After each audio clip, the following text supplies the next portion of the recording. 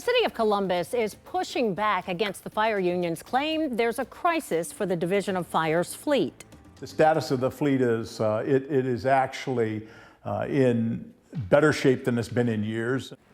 Now, you may remember on Monday, 10 TV told you the concerns from the division were so severe the fire chief pulled trucks from the training academy because he was concerned there weren't enough.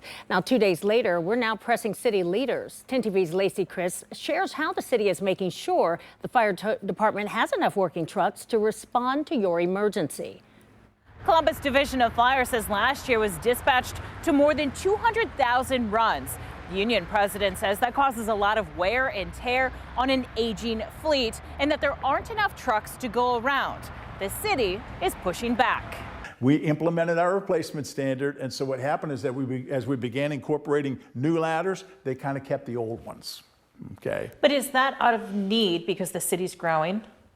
That could be one reason, Lacey, why it's happening. On Monday, the president of Local 67 said there was a fleet crisis for the Division of Fire. Our fleet is at such a critical level in terms of working apparatus between our frontline emergency services fleet, our training fleet, and backup fleet, that now the fire chief issued a directive last week whereby we could be in a situation where fire recruits will not get mandatory training they need to hit the street and be ready to serve the residents of Columbus, or we would needlessly hold them down.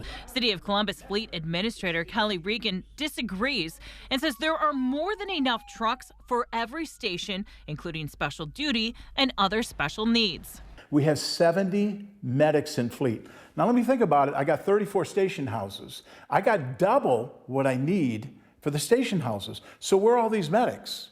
So can any of these assets be used for training, special duty, and all kinds of other things? Yes, they can. But some of the stations have more than one medic operating because they're so busy, like Station 2 in downtown. Great point, Lacey, and that's why they have 40 active medics. He says for 35 stations, with Station 36 opening in the spring of 2026, there are 29 ladders, 54 engines, and 70 medics. Isn't it responsible to have some on reserve so you don't have to brown out a house? Excellent point, Lacey. Absolutely. So the question is, what is an acceptable number to have in reserve?